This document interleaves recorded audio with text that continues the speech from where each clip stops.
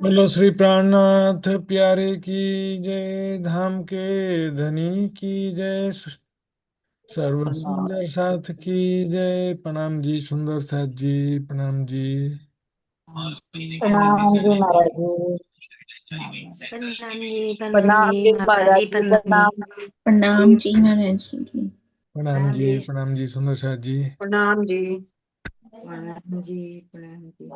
प्रणाम जी सुंदर साथ जी। आज प्रणाम कायमत जी। नामा ग्रंथ चर्चा के 22वें दिन में उपस्थित सभी सुंदर साथ जी का हार्दिक स्वागत अभिनंदन है। सुंदर साथ जी, आइए आज कार्यक्रम का प्रारंभ करेंगे हम धाम धनी के आह्वान के साथ में। आदरणीय ज्योतिका बेन सुंदर साथ जी से मैं निवेदन करूंगा कि धाम धनी का आह्वान करके या आज का कार्यक्रम प्रारंभ करेंगे, या कोई भाव भाव भी गा सकते हैं श्री चाहे तो कोई। प्राणनाथ प्यारे की जय। आवो जीवाला मारे घेर, आवो जीवाला, आवो जीवाला मारे घेर, आवो जीवाला। एक लड़ी परदेशમાં, એક લડી પરદેશમાં, મુને મૂકીને કા ચાલ્યા, મુને હુતી નીંદરડીને, મુને હુતી નીંદરડીને, તમે સૂતી મૂકી રાતે, જાગીને જોઉં ત્યાં પિયુજીના પાસે, જાગીને જોઉં ત્યાં પિયુજીના પાસે, પછી તો થાશે પ્રભાતે,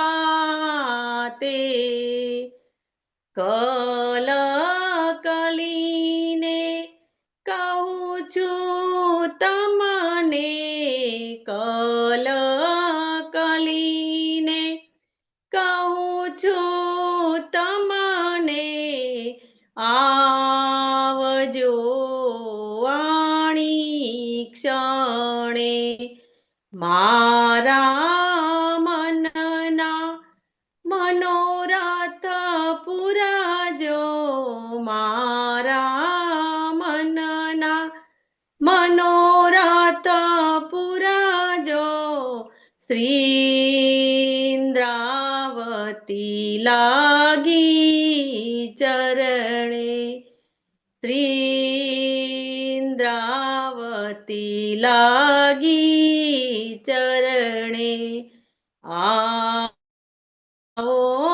જીવાલા મારે ઘેર, આવો જીવાલા। બોલો શ્રી પ્રાણનાથ प्यारे की जय। प्रणाम जी सुंदर साथ जी, बहुत बहुत धन्यवाद, बहुत बहुत आभार। वही सुंदर साथ जी, अब हम आज का क्लास प्रारंभ करने जा रहे हैं।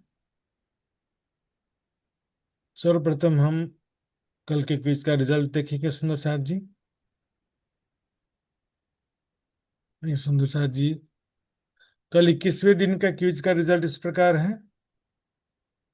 कुल 47 सुंदर साथ जी ने भाग लिया था इसमें, और 34 सुंदर साथ जी ने पूर्णांक प्राप्त किए। सुंदर साथ जी काफी अच्छा रिजल्ट बोल सकते हैं। बहुत सारे सुंदर साथ का एक एक दो दो प्रश्न भी गलत हुआ है। आइए देखते हैं। पूर्णांक प्राप्त हुए सुंदर साथ जी का नाम देखेंगे।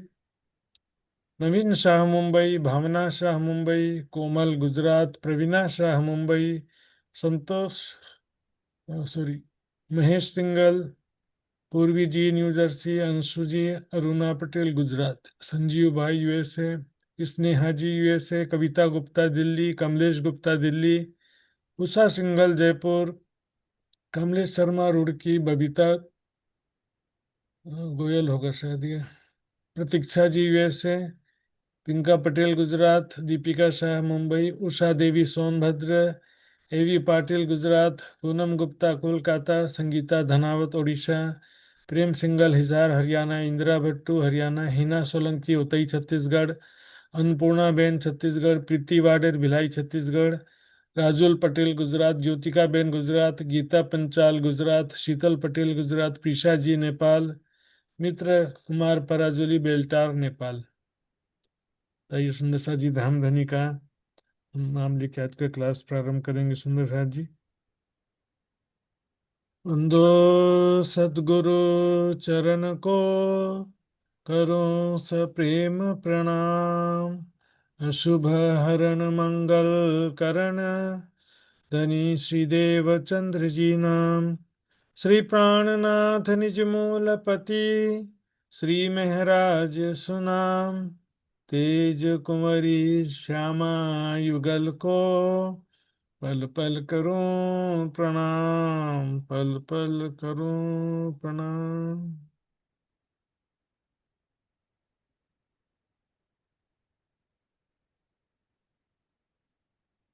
जिन गेहूं खाया कौल तोड़ के, आदम तीन नसल, सो क्यों पावे रमुझे हक की, जो लिखिया अरस असल, जो लिखिया अरस असल, ए फुरमान रू अल्लाह पर,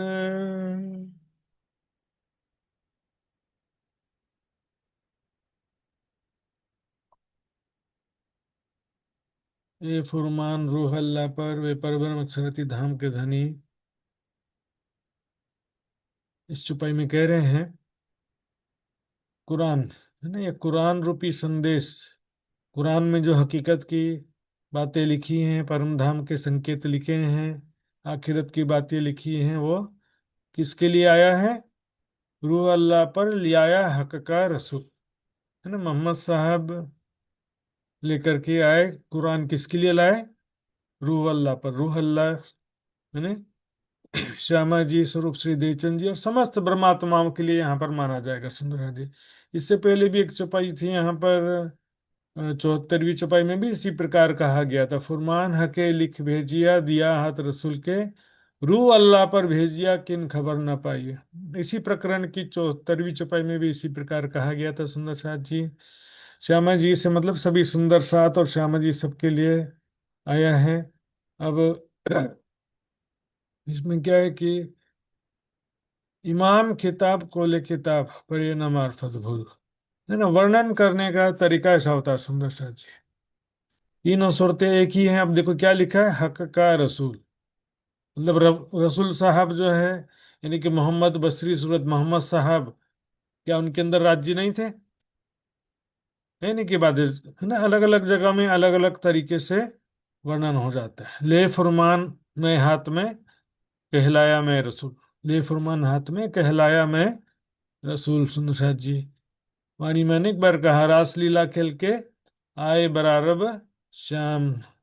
तो इस तरह से जो है बात कह दी जाती, तो इसमें एक चौपाई से नहीं, आगे पीछे की और चौपाइयों का भी अर्थ देखना पड़ता है कि आखिर उसका अर्थ मतलब क्या है ना। इसलिए तो कहा गया, खेल में मेहंदी तो तला सुंदर है।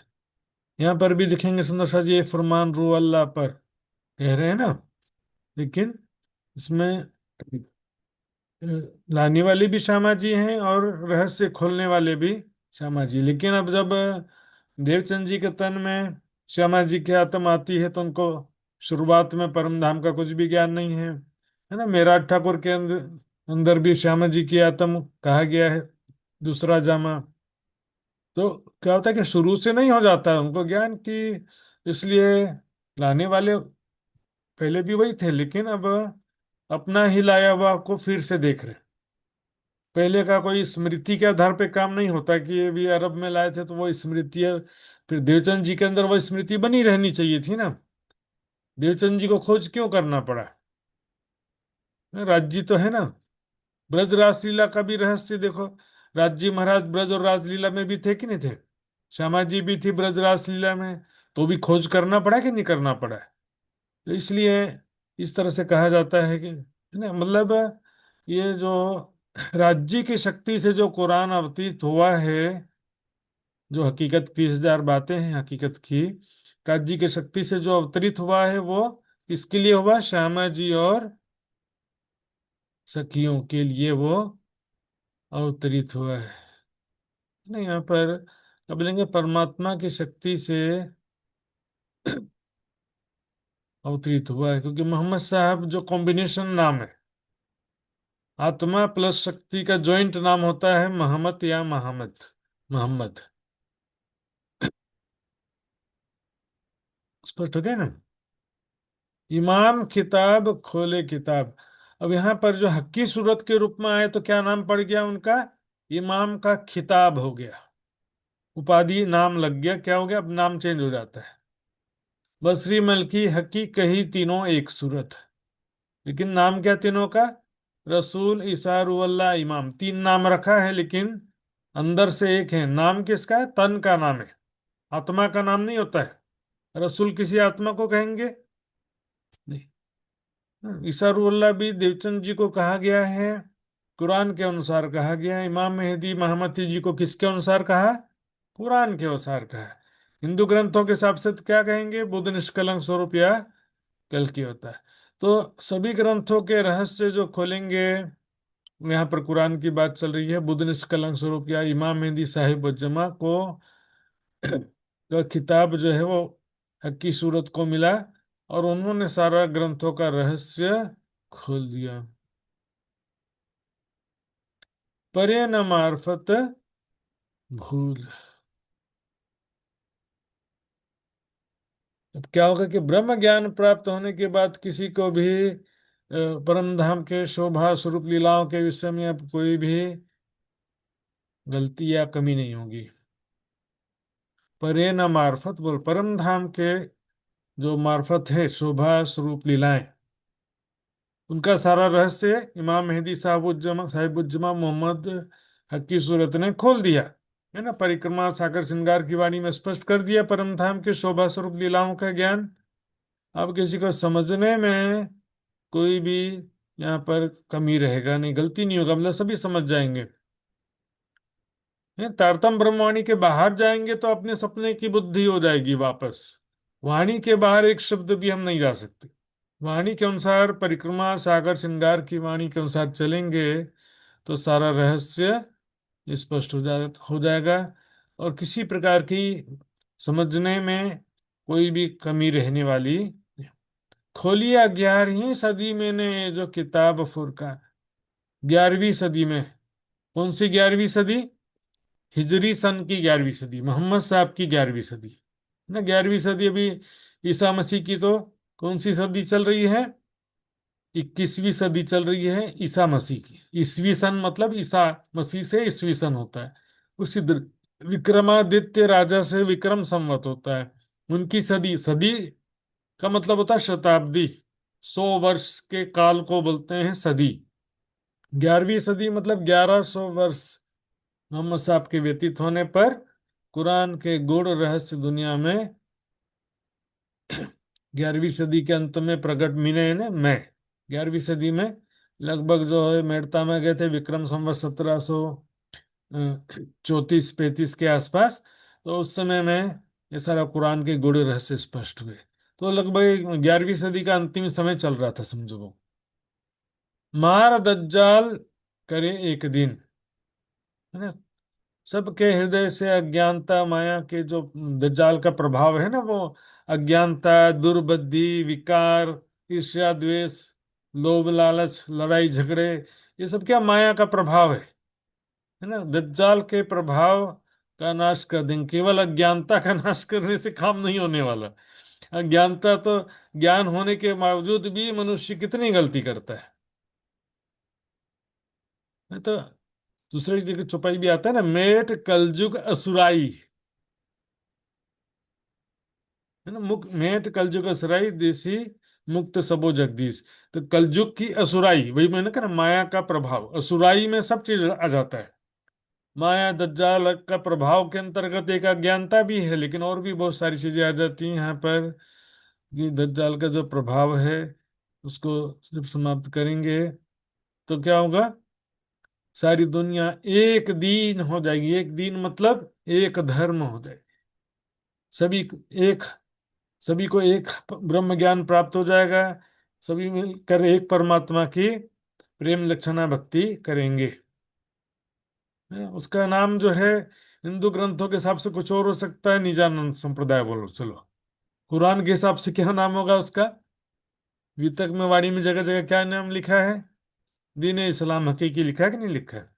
तो नाम जो है, कोई बोले कि मेरे ही संप्रदाय में सब आएंगे, ऐसा नहीं है। इसलिए मैंने कई बार बताया है कि ज्ञान और प्रेम जो है वो धर्म संप्रदाय की परिधि से परे की चीजें है ना। एक डॉक्टर बन गया आदमी, तो डॉक्टर बन गया मतलब वो हिंदू हो के, मुसलमान हो के, ईसाई हो के, सिख हो, डॉक्टर को बन गया मतलब वो धर्म की बात नहीं, धर्म से परे की बात हो जाता है ना। क्योंकि इल्म तो वही है, परमात्मा एक ही है, तो उसका ज्ञान भी एक ही है। भाषा अलग हो सकता है, ग्रंथों के प्रमाण जो हैं सभी ग्रंथों में हैं। मिलाया कयामत निशान, कयामत की निशानियों को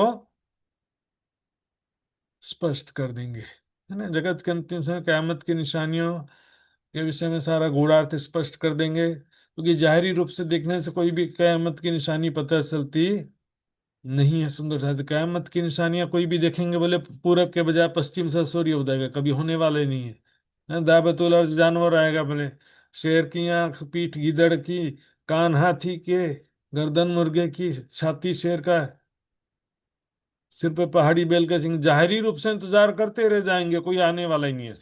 सब बात ही नहीं, निशानियां। आजुज माजुज, अब ये कौन सा दीवार तोड़ के निकलेंगे, वो दीवार ही नहीं आज तक कोई किसी को मिला।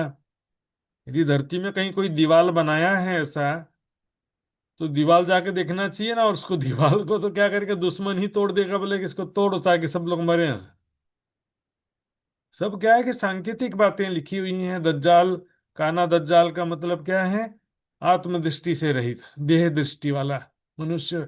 ऊपर तन को देखता है, अंदर बैठी हुई राज्य की शक्ति को या परम धाम की रूह को पहचान पाता नहीं।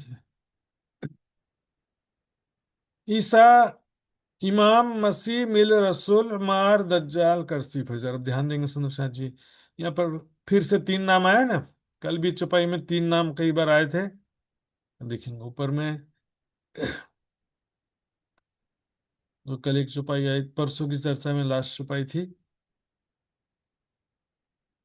है ना। आखिर खिताब सिर रसूल, दूजा सिर मेहंदी इमाम, इनवित खावंदी रुल्ला की।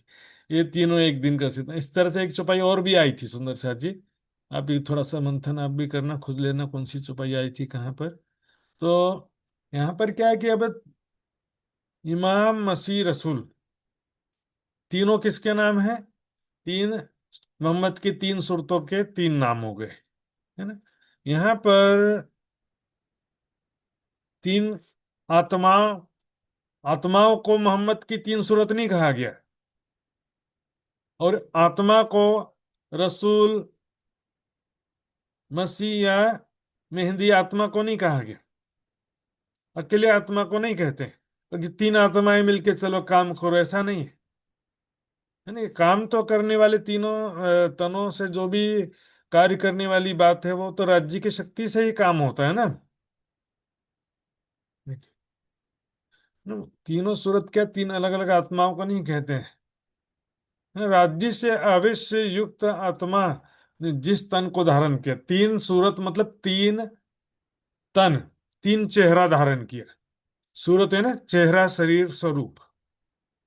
तीन बार तन धारण किया। इन उम्मत भाइयों वास्ते मोहम्मद आए, तीन बार आए और तीन तन को धारण किया। जैसे कि तीन आत्माओं ने मिलकर के सारी दुनिया को एक कर दिया, तीन आत्माओं की बात नहीं है, तीन सूरतों, अब तीन तनों की भी बात नहीं है, तीन आत्मा की भी बात नहीं है, और तीनों के अंदर शक्ति तो राज्य का आवेश तीनों में ही है। तो यहाँ पर तीनों के मिलने से क्या तात्पर्य? तीनों के मिलने से तात्पर्य क्या यहाँ पर? तीनों का ज्ञान। देखिए चुपाई जो आती है, तीनों का ज्ञान यहाँ पर बात है। मोहम्मद आए ईसा मिने, तब अहमद हुआ शाम, अहमद मिल गया मेहदी मिने, ये तीनों मिल हुए इमाम। सुंदर शाह जी, यहाँ पर देवचंद जी के द्वारा जो वेद पक्ष का ज्ञान आया, वो मेरा ठाकुर में पहले से ही आ गई थी। बाद में क्या हुआ, मेड़ता में मोहम्मद साहब के द्वारा लिया हुआ कुरान की शक्ति का भी ज्ञान आ गया, कुरान की भी ज्ञान शक्ति आ गई, और उसके पास पन्ना जी में पहुंचने पर परम धाम का ज्ञान भी आ गया, तो उसको मेहदी का। तीनों मिलकर के, तीनों ज्ञान शक्ति मिलने से वो इमाम हो गए। ये तीनों मिल हुए इमाम। सुंदर शाह जी, इस विषय में मैंने पहले चिरंतन चर्चा में भी और वितक चर्चा में विस्तार से बताया था। सुंदर शाह जी, यहाँ पर वो बोलेंगे कि पहले श्यामा जी की आत्म थी, बाद में अक्षर की आत्म आ गई, तो फिर मेहंदी का अर्थ कौन सी आत्म करेंगे? और राज्य बोलेंगे तो राज्य तो श्यामा जी के साथ पहले ही थे ना। पहले क्या श्यामा जी अकेली थी? मेड़ता से पहले क्या श्यामा जी अकेली थी क्या? है ना, राज्य तो पहले से ही थे, और देवचंद जी में भी थे राज्य तो। आत्मा की जब बोल रहे हैं कि अक्षर की आत्मा श्यामा जी, तीन आत्म होना चाहिए, या तो तीन शक्ति होना चाहिए। तो यहाँ पर, वहां पर स्पष्ट चुपाई भी आती है वितक में। यहाँ लो ईसे का इलम, है ना, यहाँ तक मेड़ता से पहले तक क्या था? ईसे का इलम था। अब मोहम्मद सो मिल चले, यानी कुरान पक्ष का ज्ञान भी अब आ गया, और परम धाम का ज्ञान पन्ना जी में प्रकट हो जाता, तीनों मिलके काम हो जाता है। सुंदर साथ जी, तो आइए वापस चलते हैं चौपाई में। यहाँ पर तीनों मिलकर के मतलब क्या है कि तीनों की ज्ञान शक्ति मिलकर के, तीनों की ज्ञान शक्ति मिलकर के क्या करेंगे? मार दज्जाल मिल करसी फजर, है ना, माया के प्रभाव का नाश कर देंगे, अज्ञानता का नाश कर देंगे। क्योंकि क्या, देखो, केवल हिंदू पक्ष के ज्ञान से काम नहीं होगा ना। कुरान का भी जो इस्लाम के मानने वालों को हिंदू पक्ष का ज्ञान सुनाएंगे तो उनको क्या फर्क पड़ने वाला है?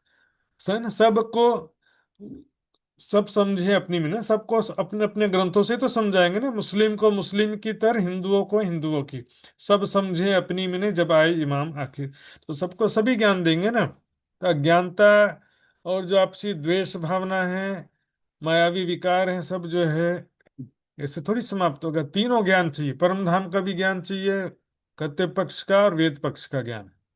परम धाम के ज्ञान से तात्पर्य क्या होगा यहाँ पर? ये परम धाम के स्वरूप और लीलाओं का ज्ञान, कि वो वेद में भी नहीं है और कतेब में भी नहीं है।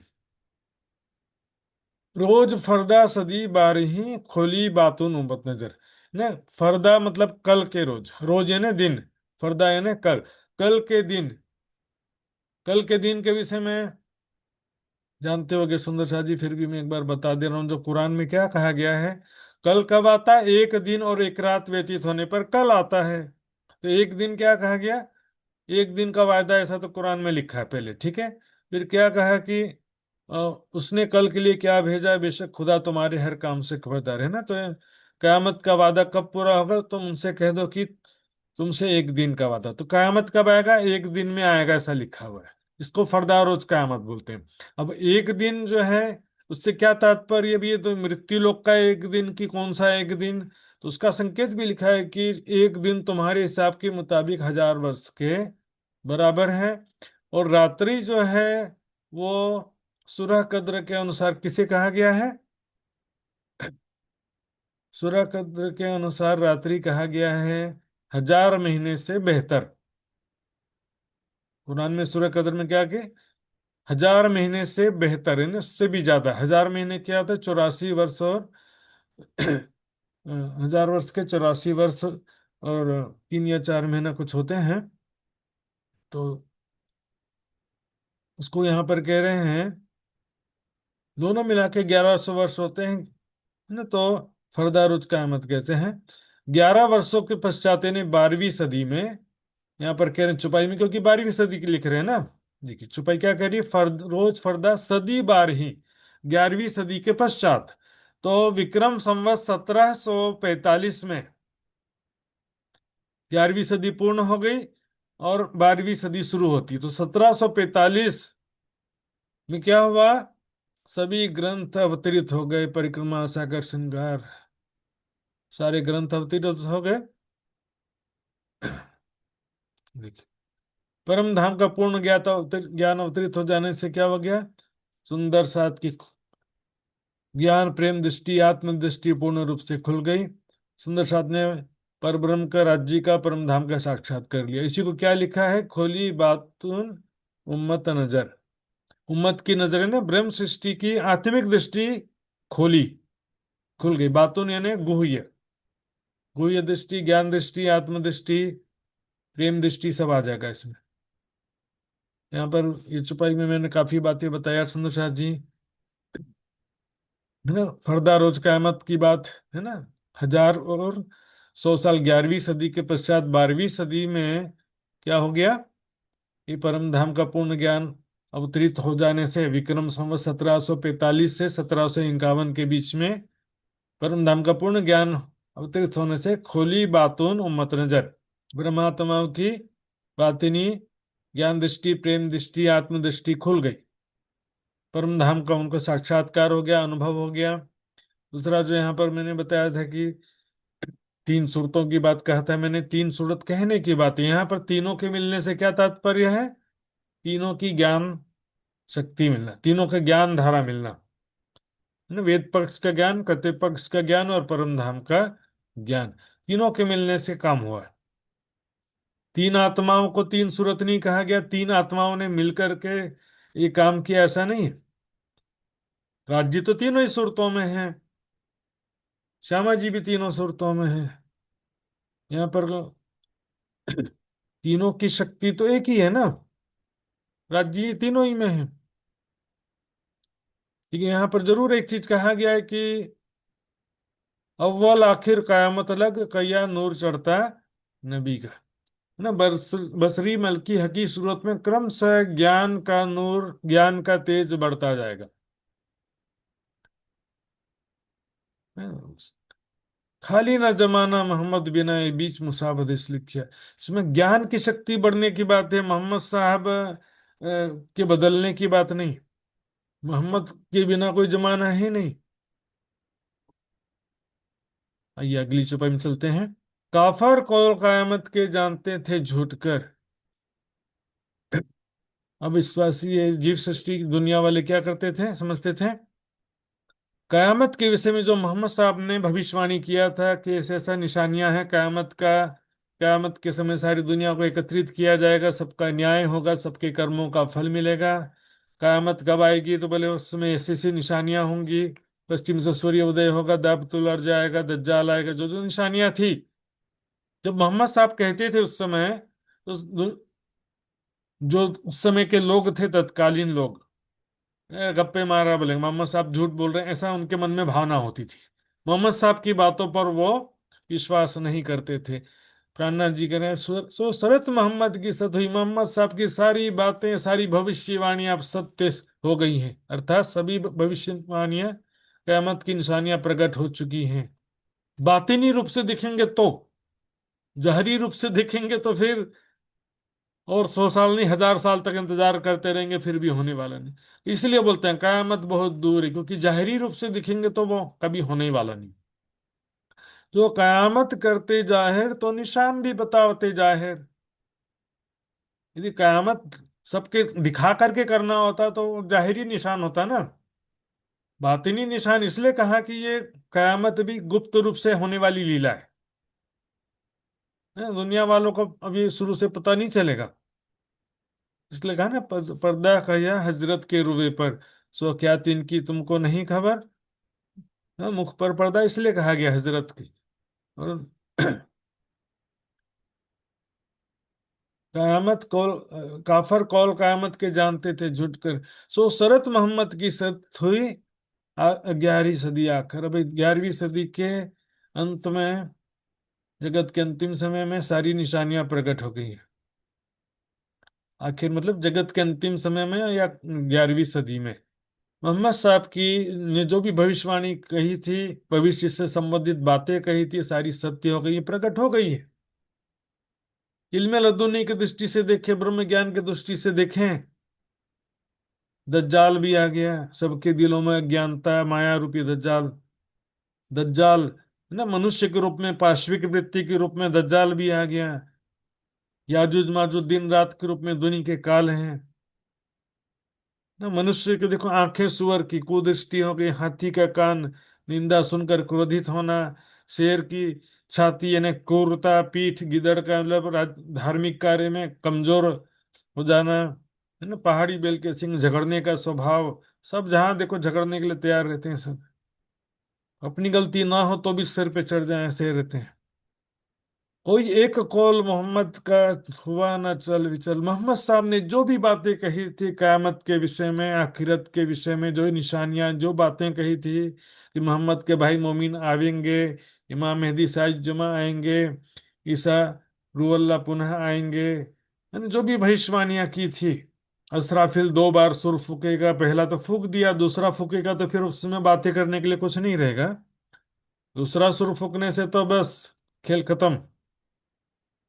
सुर फूकने का मतलब क्या है? पहला सुर फूकने का मतलब है ब्रह्म आत्माओं को जागृत बुद्धि मिल गई। असराफिल कोई फरिश्ता नहीं है कि जो ऐसा रणसिंघा लेकर के खड़ा हो।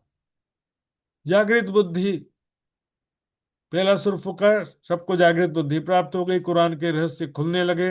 इसी को कहा कि जागृत बुद्धि असराफिल कुरान को गाएगा, मतलब असराफिल जागृत बुद्धि के द्वारा कुरान के रहस्य खुलने को कहा गया कि असराफिल कुरान को गाएगा, है ना। दूसरा सुर फूकने का मतलब है सारी दुनिया को जागृत बुद्धि प्राप्त हो जाना, सारी दुनिया को जागृत बुद्धि प्राप्त हो जाएगा। उसके बाद फिर बचेगा क्या? उसके बाद तो सब खत्म, है ना। अखंड मुक्ति प्राप्त हो जाएगा सबको, खेल खत्म हो जाएगा, बेहिश्त में सब अखंड हो जाएंगे। हुआ न चल विचल, जरा सब इधर उधर नहीं होगा। हरफ बा हरफ सारी निशानियां पूर्ण होंगी।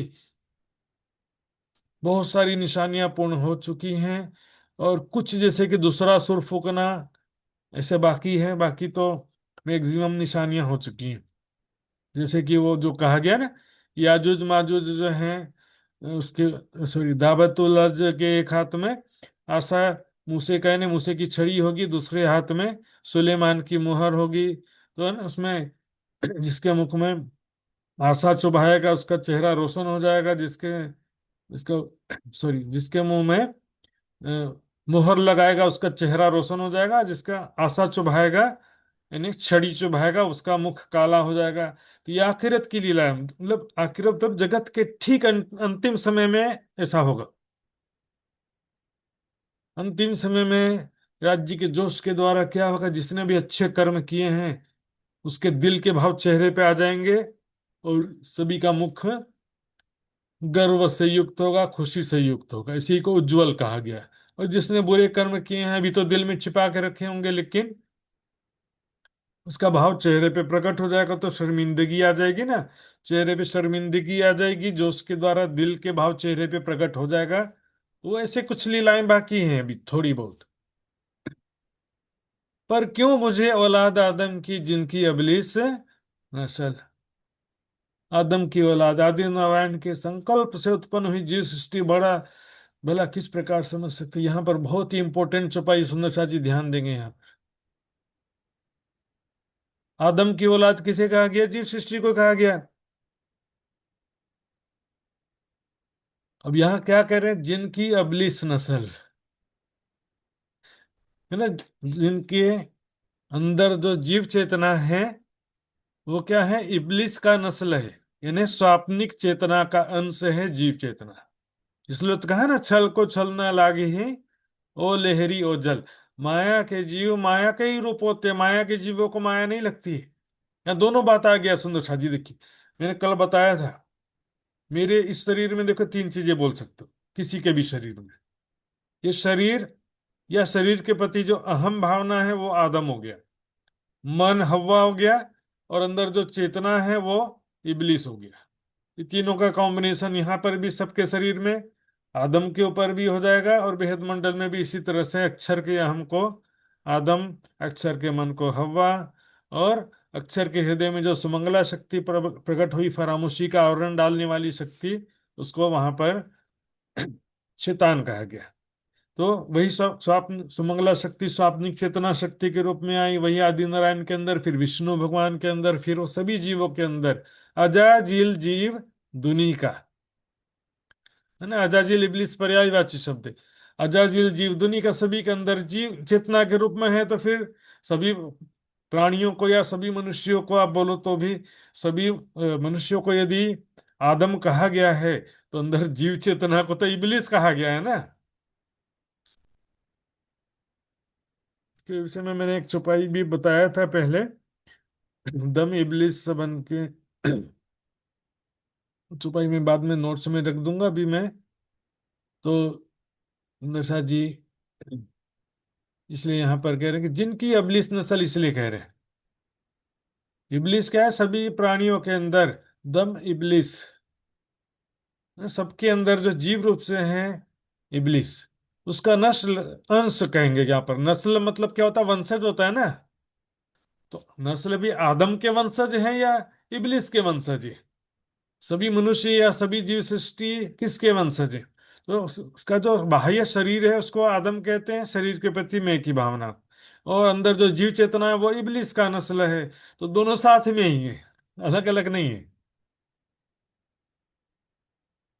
साचे कौल मोहम्मद के फिर वले, सब पर मोहम्मद साहब के वचन सारे सत्य सिद्ध हुए। मोहम्मद साहब ने कौल यानी जो भी वचन कहा था, भविष्यवाणी कही थी कयामत के विषय में, वो फिर वले सब पर, फिर वले मतलब सभी के ऊपर घटित हुआ, सबके ऊपर वितरण, सबके ऊपर, सबने देख लिया, उस सबके सामने प्रकट हो गया। मोहम्मद साहब के द्वारा जो कयामत की भविष्यवाणियां हुई थी, वो सारी भविष्यवाणी सबके समक्ष प्रकट हो गई। अब आंखें खोल के देखेंगे तब तो दिखाई देगा ना हमें। जो कुछ कहिया सो सब हुआ, पर समझे नहीं काफिर। जिनकी बेचारे गलती अब किसी के नहीं है, देखो बेचारों को जागृत बुद्धि प्राप्ति ही नहीं है, क्या करेंगे? तारतम ज्ञान जागृत बुद्धि के बिना कुछ समझ में आने वाला नहीं। ब्रह्म सृष्टियों को भी कुछ समझ में नहीं आता है। छुपाइए ना, आत्म तो अंधेर में, पर बुद्धि बिना बल ना होए। ऐसी तो कोई ना हुई, जो बिना इलम होवे होशियार, छोड़ ना सके अंधार। मतलब ब्रह्म सृष्टि भी नहीं कर सकती, और वो बेचारे स्वाप्निक जीव तो जागृत बुद्धि प्राप्ति नहीं है, तो क्या कर सकते? दीदार हुआ मुर्दे उठे, आए हकीलम, नहीं ना, ब्रह्म ज्ञान संसार में प्रकट हुआ तो क्या हुआ उससे? मुर्दे उठे। माया में जो अपने निज स्वरूप को भूल करके ब्रह्मात्माएं माया में डूबी हुई थी, उनको भी निज स्वरूप का ज्ञान हुआ, जीव सृष्टियों को भी परब्रह्म का ज्ञान हुआ। दीदार हुआ सबको ना, परब्रह्म का दीदार हो रहा है, दर्शन हो रहे हैं सुंदर साथ जी। तारतम ब्रह्म ज्ञान के प्रकट होने से ध्यान देंगे यहाँ पर, कई सुंदर सा जहां भी चुपाई में दर्शन की बात आती है ना, समझते हैं कि तन का दीदार करने की बात है। आए करो दीदार, कोई कोई चुपाई आती है ना, प्रगटे पूरन ब्रह्म सकल में, यहाँ पर दीदार करने की बात देखिए, जरा ध्यान देंगे यहाँ पर। यदि मेहराज ठाकुर जी महामती जी के तन के दीदार की बात है, तो फिर हम कहाँ जाएं? दीदार किसका दीदार करें? तन के दीदार की बात नहीं है सुंदर साथ जी यहाँ पर, क्योंकि यहाँ पर लिखा हुआ आए हकीलम ना, तो ब्रह्म ज्ञान के द्वारा ही दीदार होने की बात है। ब्रह्म ज्ञान के द्वारा पर ब्रह्म के स्वरूप का अनुभव की बात है, ज्ञान और ध्यान के द्वारा है। यहाँ पर दूसरा देखिए, मेरा ठाकुर के तन का बहुत सारे लोगों ने उस समय दर्शन किया होगा, लेकिन क्या सारे अखंड हो गए? दीदार तो वो है कि ज्ञान से स्वरूप को पहचानना।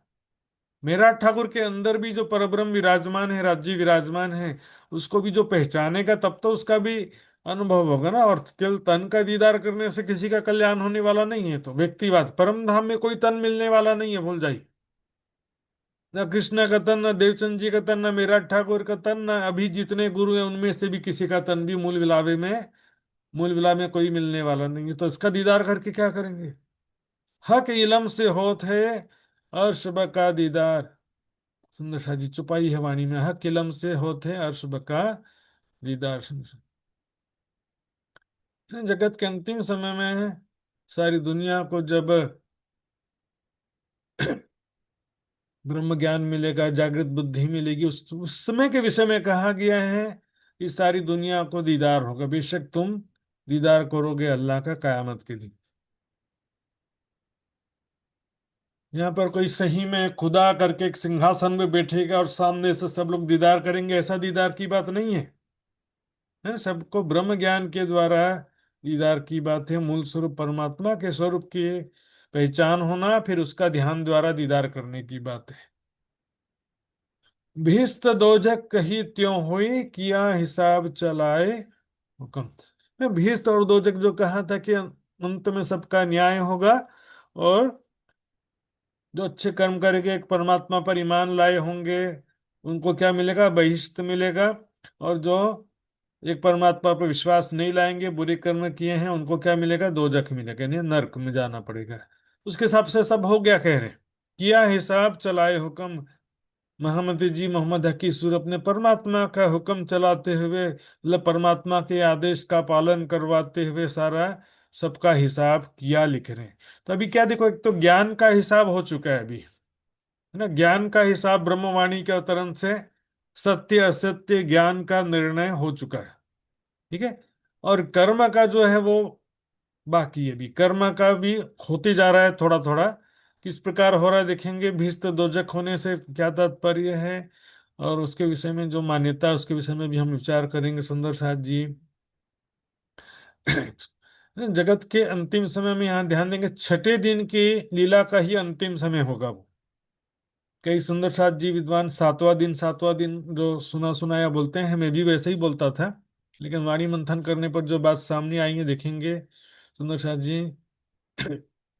अंत में क्या लिखा है कि सबको जागृत बुद्धि मिलेगी, लेकिन वो छठा दिन होगा कि सातवां दिन होगा ऐसा कहीं नहीं लिखा है। लिखा है एक जगह छठा दिन, सातवां दिन कहीं नहीं लिखा है ना। जगत के अंतिम में समय में क्या सबको, सारी दुनिया को जागृत बुद्धि मिलेगी। तो जागृत बुद्धि मिलेगी ऐसा लिखा है, लेकिन वो प्रलय के पहले की बात है। हम वो बुध नूर प्रकाश के जासी हमारे घर, है ना। जागृत बुद्धि का प्रकाश करेंगे उसके बाद घर जाएंगे, मतलब महाप्रलय से पहले सबको जागृत बुद्धि मिल जाएगी। बैकुंठ विष्णु जगवासी बुद्ध देसी सारी खबर। जागृत बुद्धि बैकुंठ में जाकर विष्णु भगवान को जागृत करेगी, फिर सभी जीवों को जागृत बुद्धि मिल जाएगी। खबर देसी भली बात है विष्णु जागसी तत्काल, तब आवसी नींद इन नैनो प्रलय होसी पंपा। तो उस समय क्या होगा कि सबको जागृत बुद्धि मिल जाएगी, ब्रह्म ज्ञान मिलेगा, उसके बाद क्या होगा? प्रलय होसी पंपा, है ना। जो नींद आना मतलब हम प्रलय रूपी निद्रा में सो जाएंगे, और उसके बाद जो जगत जो की लीला समाप्त होगी, उसके पश्चात सारी दुनिया परम धाम में उठेंगे। उसके बाद तो सब अखंड होंगे ना। कई लोग सोचते हैं कि भाई पहले योग माया में बहिष्ठ में जब अखंड हो जाएंगे उसके बाद जागृत बुद्धि मिलेगी, उसके बाद ज्ञान मिलेगा। और भैया पहले ज्ञान मिलेगा तब तो बहिष्ठ में अखंड होने की योग्यता मिलेगी। सुंदर शादी चुपाई देखिए, है ना। बहिष्ठ की योग्यता देखिए, जागृत बुद्धि उठने से पहले मिलेगा, परम धाम में उठने से पहले मिलेगा, लेकिन बहिष्ठें तो उठने के बाद होगी ना भाई। अक्षर ब्रह्म जब जागृत होगा और खेल को याद करेगा तब जो है बहिश्ते जो हैं मिलेंगी। सुंदर शाह जी दिखी यहाँ छुपाई, अकले वही लोक में सब होवे एक दिन, 14 तपकों मीने सब ले आवे आखिर। संसार में सभी को जागृत बुद्धि मिल गई, सब एक परमात्मा पर विश्वास ले आए। अक्षर अक्षरातीत बिन रहे ना कोई और, नूर नूर तजल्ला जाहिर होवे सब ठोर।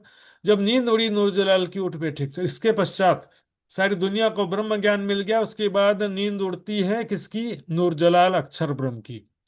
धाम में उठेंगे, अक्षर धाम में अक्षर ब्रह्म, तब धाम को याद करे चित्त चुभई होकर, उसके बाद वो अखंड होगा। तो यहाँ पर जागृत बुद्धि पहले मिलेगी, फिर प्रलय होगा, फिर परम धाम में उठेंगे, उसके बाद बहिष्ते अखंड होगी।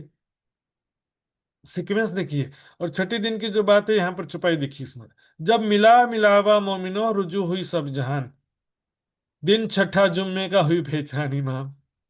छठा दिन है, छठे दिन में सारी दुनिया मिलावा मिलावा मिला मिलावा मोमिनो, ब्रह्मात्माएं भी सब एक जागृत हो गए, एकत्रित हो जाएंगी। और रुजू हुई सब जमान, सारी दुनिया भी एकत्रित हो जाएगी। ये छठा दिन है, सातवां दिन नहीं है। सातवां दिन क्या है, बड़ी वृत्त के हिसाब से देखिए, बड़ी वृत्त में भी लिखा है स्पष्ट रूप से, छठा दिन जुम्मे का होवे मोमिन जबा तब, जब सातवें दिन अरस में तुम उठ खड़े हो। तो सातवां दिन तो परम धाम में उठने को कहा गया। वास्तव में कुरान में 6 दिन की ही बात है सुंदर सा जी, सातवें दिन की कोई भी बात नहीं है। ये देखते हैं। तो ये भीस्त दोजक जो होने की बात है सुंदर साथ जी, अगली चौपाई में भी स्पष्ट होगा ये क्या है मामला। मैंने अगली चौपाई में इसकी व्याख्या में रखा है।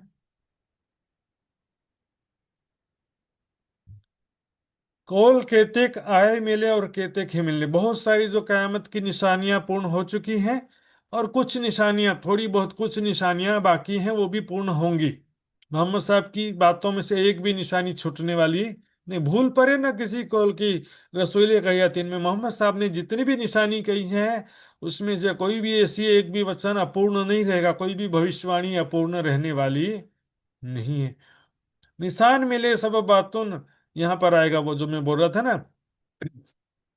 यहाँ पर जो मैं बता रहा था आपको, भीस्त दोजक कही त्यों हुई, भीस्त दोजक किस प्रकार होगा। और यहाँ पर सुंदर सा जी, एक्चुअल में भीस्त किसे कहा गया, परम धाम के सुख मिलने को ही बहिस्त कहा गया है, और माया के दुख मिलने को ही दोजक कहा गया है। यहाँ पर इत ही भीस्त इत ही दोजक, श्रृंगार में छुपाई भी आती है सुंदर सा जी। मोमिन मिल बैठ बातें करे धनी की, शोभिस्त बई बैठक, क्योंकि उसमें राज्य का सुख मिला। मिल बातें करे दुनी की, आखिर तित दोजक, है ना, जहां पर दुनिया के विषय में ही दिन रात लगे रहे, आशा तृष्णा निंदा चुगली, उसमें क्या होगा कि वो सभी दोजक के समान हो जाएगा। आइए देखते हैं इस चौपाई में। निशान मिले सब बातों अब जाहिर उसी सब, जो भी निशानियां हैं मोहम्मद साहब ने कयामत की निशानियां कही थी, सब बातिनी निशानियां हैं, गूढ़ निशानियां हैं, सबका गूढ़ अर्थ है, और सब प्रकट हो चुकी हैं निशानियां, थोड़ी बहुत छोड़ करके। अब जाहिर उसी सब, सबकी निशानियों की पहचान तारतम्य ज्ञान के द्वारा दुनिया में जाहिर हो जाएगी। कब जाहिर हो जाएगी, दाबतुल अर्ज काफरों स्याह मुह करसी तब, ये मैं बात कर रहा था। दाबतुल अर्ज जो जानवर की बात आती है सुंदर साथ जी, दाबतुल अर्ज भी बोलते हैं वाणी में, शुद्ध रूप से दाबतुल अर्ज होता है इसका। शुद्ध शब्द क्या है, दाबतुल अर्ज होता है। इसका हिंदी अर्थ होता है धरती का जीव। तो जो दाबतुल अर्ज आएगा उसके विषय में क्या लिखा है कुरान में, देखते हैं कि उसके एक हाथ में हजरत मूसा अलैहिस्सलाम का डंडा होगा, दूसरे हाथ में हजरत सुलेमान अलैहिस्सलाम की अंगूठी होगी। उसी को वाणी में क्या लिखा है, दाबतुल अर्ज मक्के से जाहिर हुसी एक ठोर, एक हाथ आसा मूसे का दूजे सुलेमान की मुहर।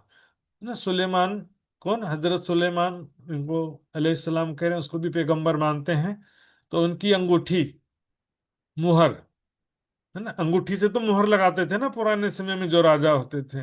और मूसा पैगंबर की छड़ी, वो साधारण छड़ी नहीं थी, जादुई छड़ी थी। छड़ी को नीचे रखते थे ना तो सांप बन जाता था, फिर पूंछ से सांप को उठाएंगे तो वापस छड़ी बन जाती थी। उस छड़ी से बहुत सारे मिरेकल्स किए थे मूसा पैगंबर ने। समुद्र का पानी दो तरफ करके बीच में से रास्ता बना दिया उसी छड़ी से, वो छड़ी होगी। अब छड़ी से क्या होगा देखिए, दिख रहा है कि इस तेजी से तमाम मुल्कों में फिरेगा कि कोई ढूंढने वाला उसे ना पा सकेगा, मतलब सभी प्राणियों के अंदर वो प्रवेश कर जाएगा, है ना।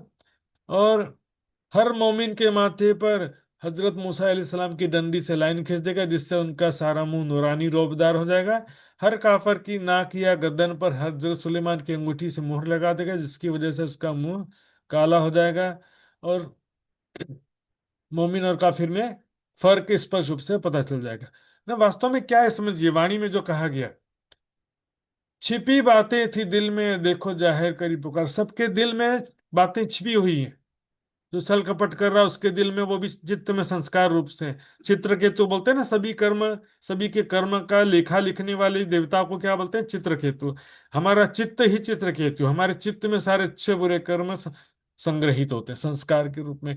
राज्य के जोश से क्या होगा? जोश हादी का देना छिपने या जीत या हार। जोश से क्या होगा? दिल का भाव चेहरे पे आ जाएगा।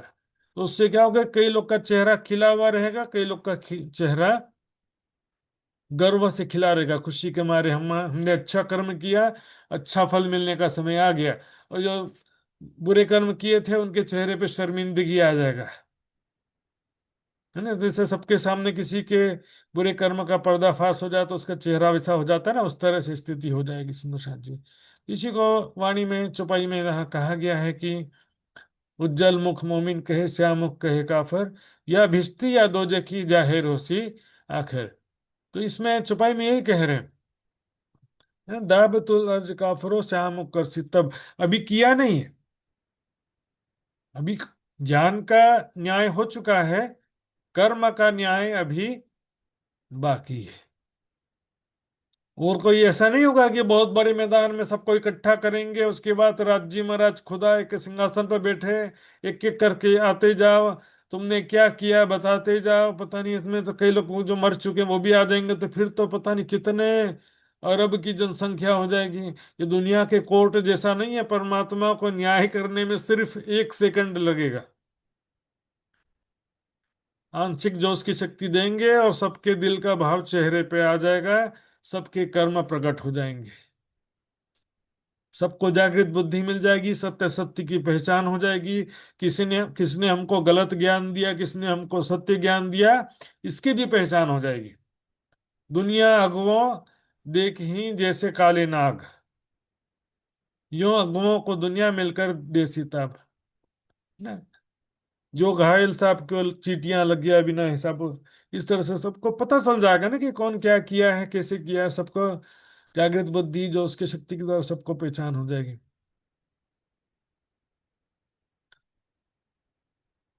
ये दाबतुल अर्ज का जो निशान है, 2 तरह के बात आता है इसमें। एक तो वो भी आता है, दाबतुल अर्ज कैसा होगा?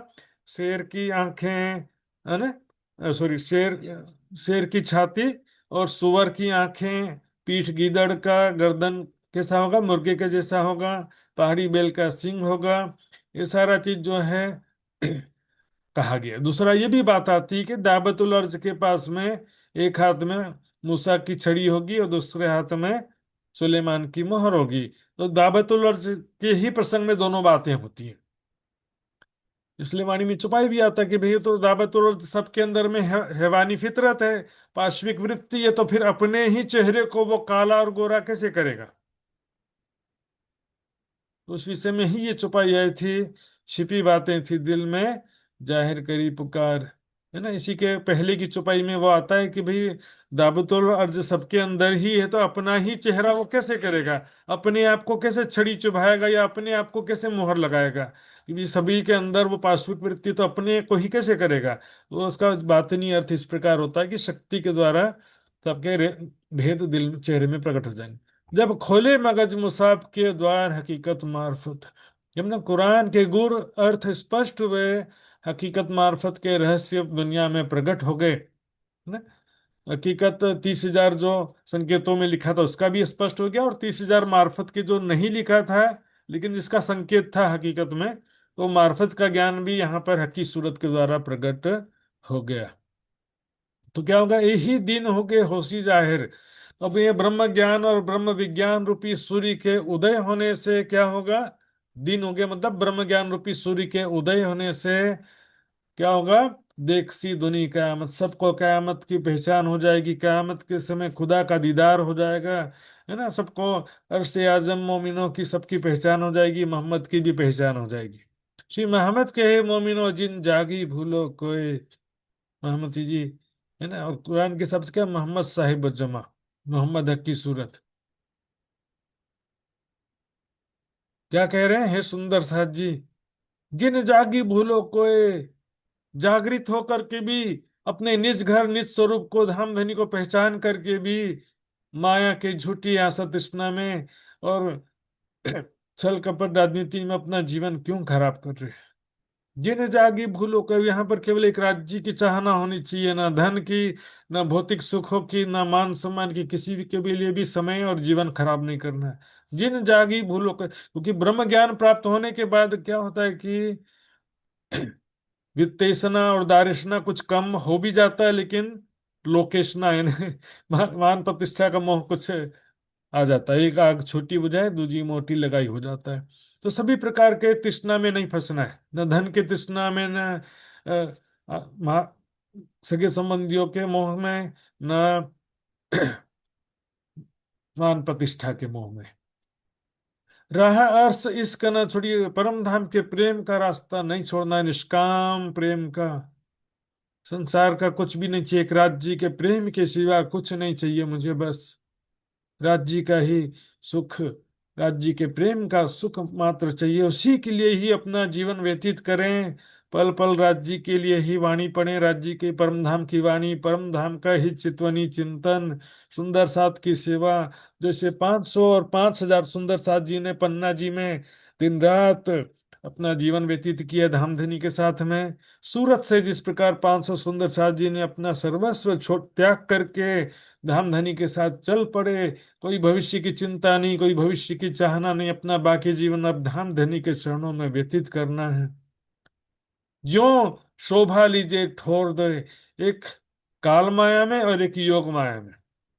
अच्छे जो भी ब्रह्म सृष्टि या ब्रह्म सृष्टि का जीव अच्छी रहनी रहेगा तो उसको क्या होगा, यहाँ पर भी शोभा मिलेगी, इत भी धन धन उत भी धन धन। उत का अर्थ परम धाम नहीं होता, यहाँ पर शोभा जो दो ठोर की बात है ना, यहाँ पर काल माया और योग माया की बात है। परम धाम में तो सभी आत्माओं को समान प्रेम प्राप्त है राज्य का, वहां पर इंद्रावती किया तुम बहुत वेल डन, ऐसा परम धाम में नहीं होने वाला है। परम धाम में तो हंसते हंसते उठेंगे, ऐसा माया का खेल दिखाया राज्य, हम तो भूल ही गए थे। वो कब कहाँ होगा, पहली बहिश्त में भी होगा और दुनिया काल माया में भी। अच्छे कर्म जो करते हैं उसकी शोभा संसार में भी होती है, और पहली बहिश्त में भी होगी उसकी शोभा, पहली बहिश्त में होगी, है ना। जिन्होंने अपना तन मन जीवन धाम धनी के प्रेम में समर्पित कर दिया होगा, ज्ञान विश्वास प्रेम की कसौटी में जो खरा उतरेगा वो पहली बहिश्त के योग्य बनेगा, पहली बहिश्त में उसकी शोभा होगी और सारी दुनिया उसकी पूजा करेगी, यहाँ भी और वहां भी, है ना। सब पूजे प्रतिबिंब हमारे, इसलिए कहा गया सुंदर साथ जी। तो आज यहाँ पर छोटा क़यामतनामा पूर्ण होता है सुंदर साथ जी। अगली क्लास में हम बड़ा क़यामतनामा शुरू करेंगे, जो कि बहु प्रतीक्षित, सभी सुंदर साथ बहुत ही जिज्ञासा पूर्वक प्रतीक्षा कर रहे थे। ताकि सुंदर साथ जी चौपाई दोहराते हैं, और सुंदर साथ को कोई जिज्ञासा हो तो व्हाट्सएप के माध्यम से, फोन कॉल के माध्यम से पूछ सकते हैं सुंदर साथ जी। आइए चौपाई दोहराएंगे। श्री महामत कहे मोमिनो, श्री महामत कहे ए मोमिनो, जिन जागी भूलो कोय, जिन जागी भूलो कोय, राह अर्श इश्क ना छोड़िए, राह अर्श इश्क न छोड़िए, ज्यों शोभा लीजे ठोर दोए, जो शोभा लीजे ठोर दोए, ज्यों शोभा लीजे ठोर दोए। जो शोभा लीजे ठोर दोए। बोलो श्री प्राणनाथ प्यारी की जय, धाम के धनी की जय, सर्व सुंदर साथ की। प्रणाम जी सुंदर साथ जी, प्रणाम जी। प्यारे सुंदर साथ जी, कल भी जूम क्लास लगेगा तो सभी सुंदर साथ जी कल भी समय से उपस्थित रहेंगे। परसों जो है यात्रा के कारण से जूम क्लास नहीं लग पाएगा, कल लगेगा सुंदर साथ जी। ताकि सुंदर साथ जी, मैं आदरणीय पिंका पटेल सुंदर साथ जी से ही निवेदन करूंगा धामधनी का अर्जी गायन करने के लिए। अर्जी गायन के पश्चात ही सब लोग विदा होंगे। आइए सुंदर साथ पिंका जी।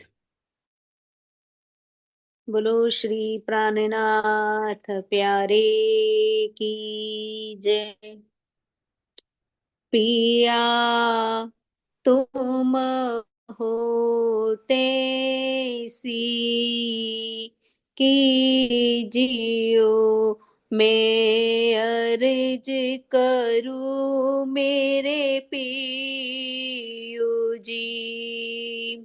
हम जैसी तुम जी न करो, मेरा तलप तलप जाए जीव जी। जीव रातो जीवे नहीं क्यों, मीठे दिल की प्यास जी। तुम बिना मैं किन सो कहूँ, पिया तुम हो मेरी आस जी। आस बिरानी तो करूँ पिया, जो कोई दूसरा हो जी। सब विद पिया जी समरथ, दिन रैन जात है रोए रोए जी। जन्म अंधी जो मैं होती पिया, सो तुम देखते की जी। जब तुम आप दिखाओगे, तब देखूंगी नैना बर जी। हे पुकार पिया जी सुन के, अब ढील करो अब जी न जी। खिन खिन खबर जो लीजियो, मैं अर्ज करूँ दुलहीन जी। इतनी अरज में तो करूँ पिया, बीच पड़ी अंतराय जी। सो अंतर आड़ी टाले के, दुल्हा लीजे कंठ लगाए जी।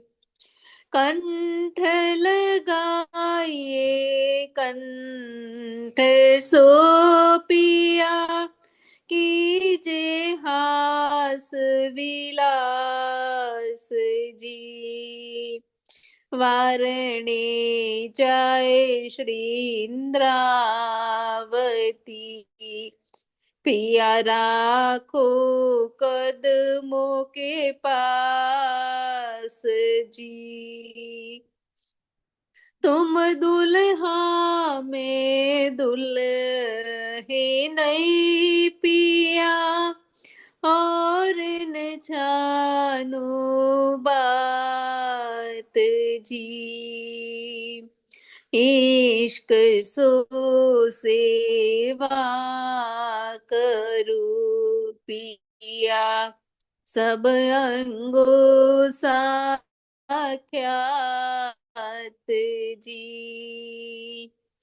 सदा सुखदाता श्री धाम दनी में, कहा कहूँ कि सो बात जी। श्री महामती युगल स्वरूप परवारी, अंगना बलि बलि जाए जी।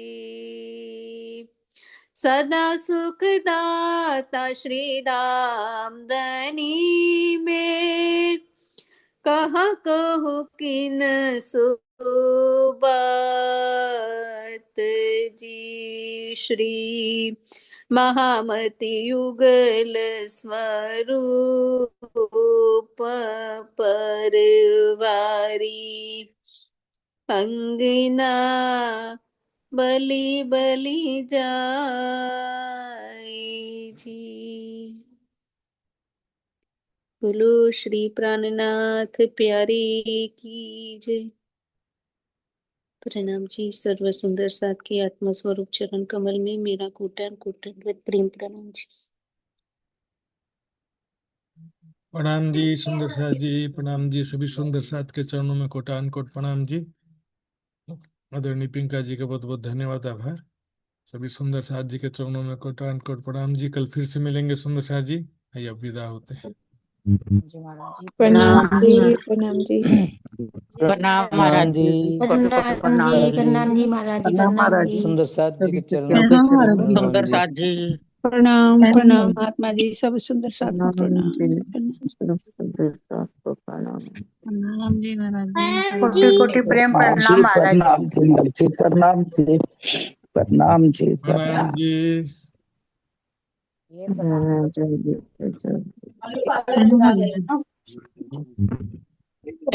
जी महाराज जी। प्रणाम जी। प्रणाम जी महाराज।